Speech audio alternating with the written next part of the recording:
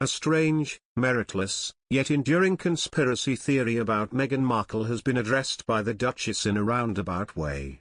Meghan recently sat down with Vogue to discuss her personal reaction to the recent Supreme Court decision on Roe v. Wade and gave never-before-seen insight into her 2 pregnancies. Those pregnancies have been subject to evidence-less conspiracies, with one of the biggest trolls involved being Meghan's own sister, Samantha Markle. For years, a baseless conspiracy theory about Meghan Markle has grown like dank fungus across the internet. Meghan supposedly faked both her pregnancy with her son Archie and daughter Lilibet.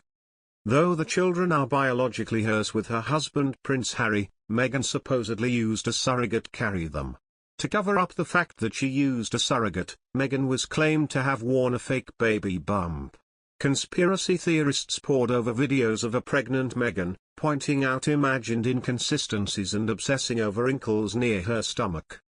In a recent interview with Vogue, Meghan went into detail about her experience with both of her pregnancies, as well as her miscarriage.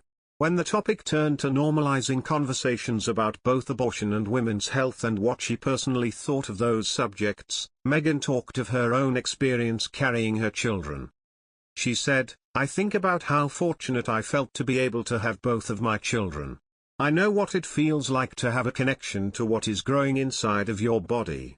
The Duchess of Sussex continued, "What happens with our bodies is so deeply personal, which can also lead to silence and stigma, even though so many of us deal with personal health crises." She even spoke a little about her previous miscarriage, which she wrote a New York Times op-ed about in late 2020. "I know what miscarrying feels like, which I've talked about publicly. The more that we normalize conversation about the things that affect our lives and bodies, the more people are going to understand how necessary it is to have protections in place." Neither Meghan Markle or Prince Harry have ever deigned to address the baseless conspiracy theory regarding her pregnancies head-on, and they're completely right not to. However, royal baby conspiracy theorists think they can prove Meghan's pregnancy was fake. Even now, after Prince Harry announced the news of his first child, they are using the hashtag #Megxit to discredit the 7th in line to the throne. The fuel for the fire is centered on the so far unknown location of the birth, and why Buckingham Palace announced Meghan had gone into labor at 2 p.m., when the baby was delivered more than 8 hours earlier at 5:26 a.m. One person wrote, "Secret location, no medical team, announcement of labor hours after the birth, Scotland Yard escort that not a single person saw. WTF? Are they having us on?" Another troll said, "Meggie, now that the baby is born from the body, the surrogate's of course, not yours, are you going to continue cupping your stomach or are you going to learn a new trick while you recover? How is the surrogate BTW? Is she allowed to show us the birth certificate?"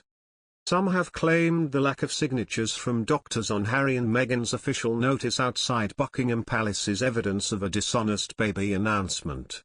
The notice was then compared with the ones put outside the palace after the birth of George, Charlotte, and Louis, which were all hand-signed by doctors present for each of the births, including Dr. Guy Thorpe-Beeston, who appears on all 3 announcements.